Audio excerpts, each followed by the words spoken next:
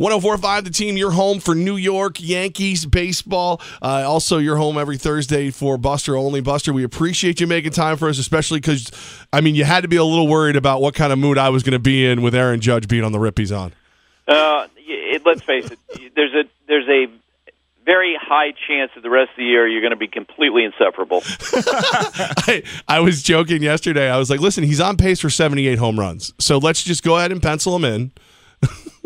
Yeah, 78 home runs, and there's a 100% chance over the next 365 days you're going to wear a 99 jersey. I may have put an order in last night from the bar. Buster, is it? I mean, you know, I know it's hard to just see the future, but how realistic is what he's doing, and how much is it likely he could keep doing it? Well, I think there's a chance he's going to continue to be, a terrific hitter because of his maturity and obviously his athleticism, which I think is really underrated. Because when you hear about a big, strong guy, somebody as tall as he is, your thought is that it's some big donkey who can't really move that well, and you stick out there and a Dave Kingman type. And he's not that. I mean, you see him running down balls in the gap. You think about when he was in high school, he was a wide receiver in the state of California. I think he was like all-county, that sort of thing, as a wide receiver. And you understand he's a really good athlete. He's also so thoughtful, and he's so cerebral in his approach. And when we were around Joe Girardi recently, the Yankees manager, I mentioned to him, I said, is it not like perfect timing for him to be a teammate of Matt Holliday? And he just started nodding as I was asking the question because, Matt Holliday was a guy who Aaron Judge always paid attention to because he was like Aaron. He's a big guy who's trying to figure out his swing, and he's really learned learned from Matt, I think, and drawn on Matt and had great conversations with Matt about quieting down his hitting mechanics, and you see him just control at bats. And there's as you say, I don't think we can sit here and say he's going to hit 78 home runs, but I think we can sit here and say he's going to be a force that opposing pitchers are going to have to deal with all year, and a really good player for a lot of years. Aaron Judge has been amazing. He's going to get some help in the lineup. Gary Sanchez expected back this weekend. What type of impact could he have for the Yankees? I mean, it's amazing to think that they have done all this for the bulk of it without their two best players, Didi Gregorius, who came back, and now Gary Sanchez. He's an impact-type player.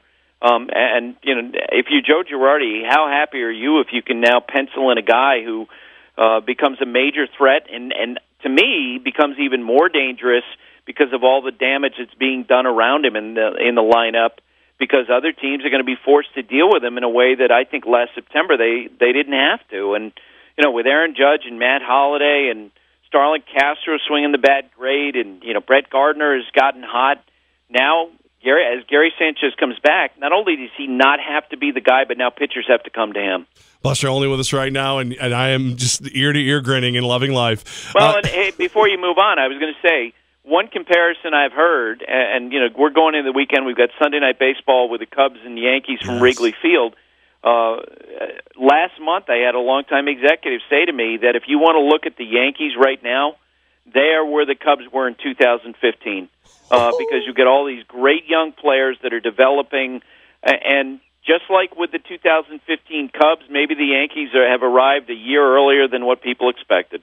Now, all that being said, I mean, they could still get better, right? I mean, this is, I'm just been thinking about what you were saying about the Mets a couple weeks ago, where Josh Donaldson might be available for them. Could the Yankees actually improve before the trade deadline with a little Cashman magic? Absolutely. In fact, when you look at the Yankees, and I think even Brian Cashman would acknowledge this, people within the organization would acknowledge this, the biggest potential problem for them is the depth in the starting pitching. CeCe Sabathia was really good early on. My concern is, just watching him pitch, is that you wonder if that front knee is healthy, because in his last start he was kind of spinning off as he delivered the ball. Masahiro Tanaka, we always have questions about sort of how he'll hold up. Here's the great thing from the Yankee perspective. Of all the positions in baseball, the one that's going to be saturated with options is going to be starting pitcher. And they're sitting there in a great position where, if the Kansas City Royals decide to sell off, Jason Vargas could be a guy. On and around baseball, you can come up with about 25 to 30 names readily of guys. Yu Darvish, if the Rangers decide to sell. Cole Hamels, if the Rangers decide to become sellers. And Trevor Cahill of the Padres. All of the starters in the Atlanta rotation, R.A. Dickey, Bartolo Colon, Jaime Garcia. There's so many names that the Yankees are going to be able to sit there and basically pick and choose to add depth. I think they're going to be in a great spot when those names start to get moved. It's a great time to be a Yankee fan. It's not the same chance to be a Mets fan right now. Man, what in the world happened to Noah Syndergaard? What's the latest? Well, I mean, only Noah knows for sure. Well, he doesn't really know. But to me, what happened last weekend is that he got angry about how the Mets had treated his injury. He went out to the mound with a big old chip on his shoulder, wanted to show everybody how hard he could throw, and he hurt himself. And I do believe what Sandy Alderson said and what he got from the doctors, that the two injuries, the bicep issue that he had that made him miss a start last week, and then the lat injury were separate injuries. I think because he was out to show everyone how hard he could throw, that's why he got hurt. But on the other hand, I think what Sandy Alderson said last weekend about, well, we couldn't put him in an MRI tube. Yeah, you could have. You could have told him, look, we need more information. Noah, if you don't want to give it to us, we're going to put you on the DL, and they need to take responsibility. Regardless of how they got there, the bottom line is, as we sit here today, it would seem to be a real chance that Noah's not going to be able to pitch again this year because he's going to miss months and not weeks with his injury. Sandy's acknowledged this. And even if you bring him back at the end of August or maybe sometime in September, he's not necessarily going to have an impact. They're going to have to make do with what they have and hope that Matt Harvey takes a big step forward. Buster, only with us. You bring up Matt Harvey. It feels like they're mismanaging Syndergaard almost exactly the way they mismanage Harvey? I don't think so because it's two different injuries. And I think it's just it's an apples and oranges thing. I would say this, that the concern that we talked about in spring training about Syndergaard being such a big guy and putting on weight and wanting to throw harder, I think that conversation's got to change, and I think that they have to go to Syndergaard and say, look, we love the fact that you can throw really hard. You had the highest fastball velocity in baseball last year, but you need to learn how to use your full array of pitches and not focus just on velocity, because the bottom line is it's like tread on a tire.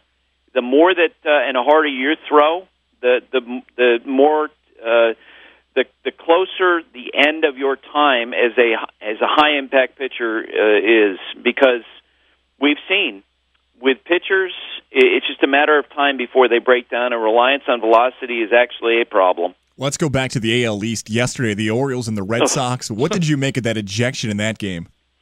I actually felt bad for Sam Holbrook, who was the home plate umpire. He was in a bad position because the night before, when Chris Sale threw behind Manny Machado, he should have been ejected, okay?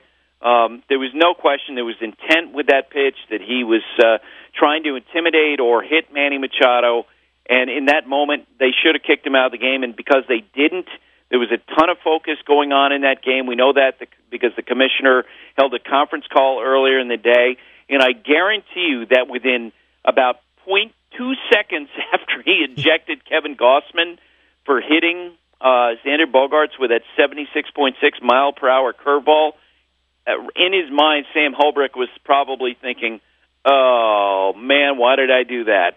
Because everybody on the field and everybody in the broadcast booth, Dennis Eckersley on the Red Sox side, Jim Palmer on the Orioles side, they were thinking, what were you doing? And big picture, the way events have played out between these two teams over the last 2 weeks, it feels like that time after time after time, the Orioles have gotten the short end of the stick. Buster, only with us. But is this going to be all season? Like, if anybody has a curveball that doesn't curve or a slider that doesn't slide, are they going to get kicked out of the game all year between Red Sox and Orioles? No, and the good thing is these two teams after today will not play again until August, and they need a break. They're like two kids in grade school that need a timeout, which is why Rob Manfred had that conference call with the managers and general managers on Wednesday. I just feel like that there was so much focus on them, and that they, there's so much pressure from the commissioner's office to ratchet this down, that Sam Holbrook gave the instinctive, okay, you're gone, without taking the moment to process the fact that it clearly was not intent with that curveball to hit him. Buster Olney with us right now. So, Buster, we actually know where you're going to be in advance because you're going to be doing the game that we're going to have right here on 104.5 The Team, Yankees at Cubs. How big of a series is for the Yankees to go up against the defending World Series champions? I think it's a nice test. I don't, I mean, is there a lot of impact in the standings on either side? No, it's early. But here's the thing. I just love the fact that these are two teams that are absolutely loaded with young talent. And with both clubs, you could look at them as, being candidates for the next 4 or 5 years. And, oh, my God, I can't believe it. I'm going to put this on your platter. Do it. The next 4 or 5 years, you're talking about two teams that are going to be built to contend for championships. Hey, Buster, during the call on Sunday, is there any chance you could slip in I was talking to this ridiculous Yankee fan named Levack on Thursday, and Judge is the next Babe Ruth. Something just crazy and fun. I could say that, and it could be in reference to you, but I live in the New York area. That could probably sort of account for about 5,000 people that I've talked to here this week. Oh, my God, this guy is the talk of baseball right now. Who would have guessed at the beginning of spring training that someone who had 42 strikeouts and 84 at-bats would become such a big star? So you have one seat on what is a huge bandwagon with Aaron Judge. I feel like I might be driving that bandwagon, though, Buster. Well, the question is, if you have a 99 jersey, you can make that claim. Are you wearing a 99 jersey as we speak? Not yet, but like I said, I may or may not have been sitting in a bar last night and ordered it when he hit his home run. Oh, man. Buster, only every Thursday, nice enough to make time for us. We appreciate you. And, I could ask you a million more questions about the Yankees, but I know you have other jobs to do. And you'll have plenty of opportunity this summer. That's becoming increasingly clear. And let's remember who was the one person at ESPN who picked them to make the playoffs. You, Buster Olney. And I backed you up, though. I mean, I know I'm an affiliate. I'm out here on a satellite, but I backed you up. There you go. Me and you alone. Yeah, maybe that's how you drop my name. There you go. Only one person believed me when I said it. His name is Levack. Wait, it's Levack and Goss. Can I get a mention on there? You picked your filthy Orioles or something. That's right. Shoot. All right. Buster, man, thanks so much. We love you, brother. Appreciate it, guys.